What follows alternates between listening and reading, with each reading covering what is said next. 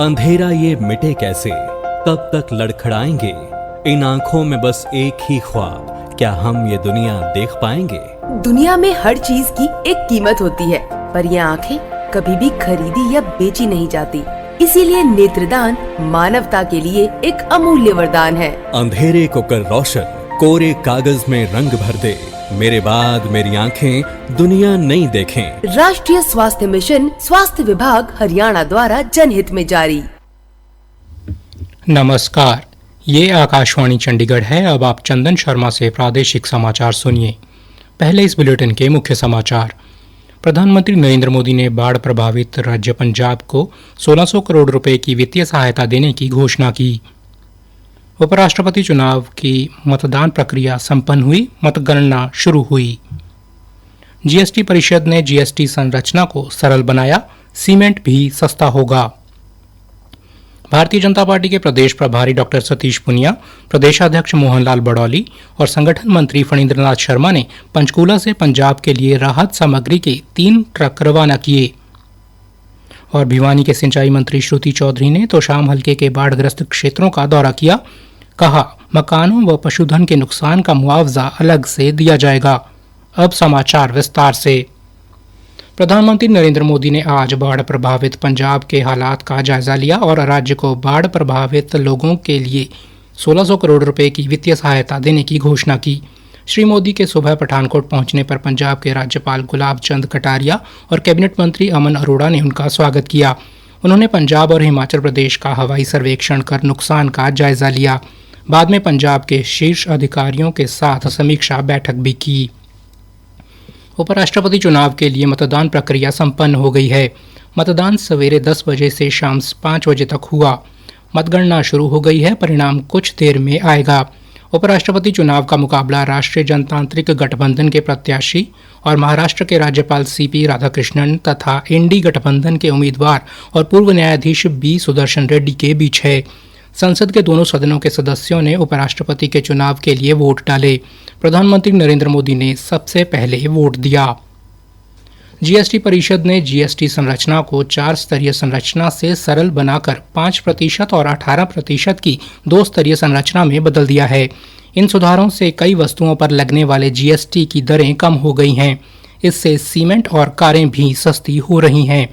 पंचकुला में chambers of commerce and industries के अध्यक्ष अशोक सिंगला ने जीएसटी सुधारों पर प्रतिक्रिया देते हुए आकाशवाणी समाचार से कहा, जीएसटी में जो हमारी सरकार ने रियायतें दी हैं, ये बहुत ही अच्छी रियायतें दी हैं। इसमें सबसे अच्छी रियायत तो ये समझो कि इवन सीमेंट पे भी 10% जीएसटी रिड्यूस कर दिया, गाड़ियों पे 10% रिड्यूस कर दिया। आम आदमी को इसका बहुत रिलीफ मिलेगा, जो कि उसकी आम एवरेज आदमी को डे टू डे लाइफ में बड़ी दिक्कतें आ रही थी। Thanks to our prime minister, thanks to our finance minister, और ये बहुत ही हिस्टोरिकल डिसीजन है। इस स्वतंत्रता दिवस पर लाल किले की प्राचीर से प्रधानमंत्री नरेंद्र मोदी ने दिवाली तक माल एवं सेवा कर जीएसटी में नए सुधारों की घोषणा की थी।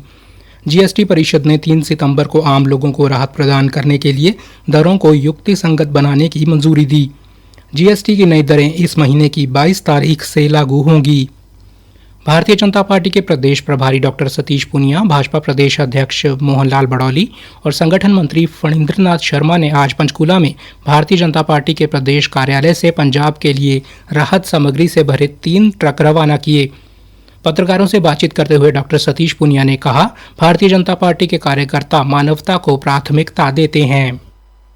हम सब लोग सामाजिक संवेदनाओं के साथ काम करने वाले लोग हैं और राजनीति को केवल चुनाव से नहीं रखते। तो पंजाब में बाढ़ का बड़ा प्रकोप हुआ, प्रधानमंत्री जी ने खुद ने संज्ञान लिया। केंद्र के बहुत वरिष्ठ मंत्री, कृषि मंत्री शिवराज सिंह चौहान जी पंजाब के किसानों के बीच में गए और आज प्रधानमंत्री जी खुद पंजाब में गए हैं। उन्होंने कहा है, भारतीय जनता पार्टी, केंद्र की सरकार और तमाम सरकारें पंजाब के साथ खड़ी। मैं हरियाणा की प्रदेश इकाई को इस बात के लिए साधुवाद दूंगा कि उन्होंने सामाजिक तौर पर भी कार्यकर्ताओं के अंशदान से और एक बड़ी संख्या में राहत सामग्री पंजाब के लिए इससे पहले मुख्यमंत्री नायब सैनी जी ने रवाना की। आज हम सब लोगों ने 4 ट्रक फिर से रवाना किए। मुख्यमंत्री जी ने भी राहत कोष के लिए 5 करोड़ रुपए की सहायता राशि पंजाब सरकार को प्रेषित की है।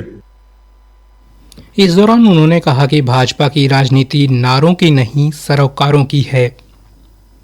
पलवल के उपायुक्त डॉक्टर हरीश कुमार वशिष्ठ ने आज लघु सचिवालय से पंजाब के बाढ़ पीड़ितों के लिए राहत सामग्री से भरी हुई वैन को रवाना किया। इस अवसर पर नगराधीश प्रीतम सिंह, उपमंडल अधिकारी ज्योति सिंह, जिला रेड क्रॉस सोसाइटी के सचिव विजेंद्र सौरौद भी मौजूद रहे। उपायुक्त डॉक्टर हरीश कुमार वशिष्ठ ने कहा कि जिला रेड क्रॉस सोसाइटी द्वारा ये राहत सामग्री राज्यपाल के पास भेजी गई है, जो वहां से पंजाब में बाढ़ से प्रभावित क्षेत्रों के लिए भेजी जाएगी।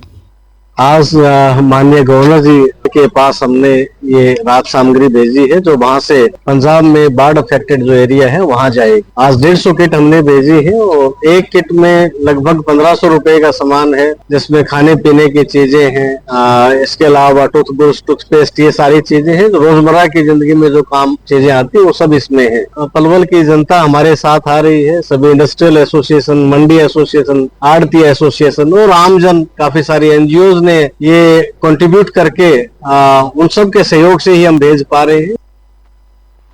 भारतीय जनता पार्टी के प्रदेश प्रभारी डॉक्टर सतीश पूनिया ने आज कहा कि भाजपा कार्यकर्ता प्रधानमंत्री के जन्म दिवस 17 सितंबर से लेकर 2 अक्टूबर तक सेवा पखवाड़ा मनाएंगे। वे पखवाड़े में लोगों के बीच सामाजिक सरोकारों के साथ जाएंगे।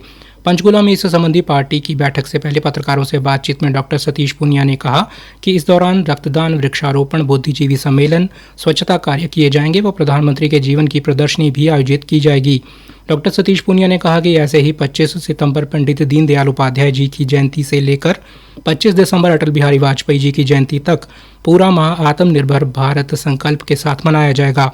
उसमें युवा पीढ़ी को विशेष रूप से स्वदेशी, स्वावलंबन, ग्राम विकास आदि विषयों से जोड़ा जाएगा।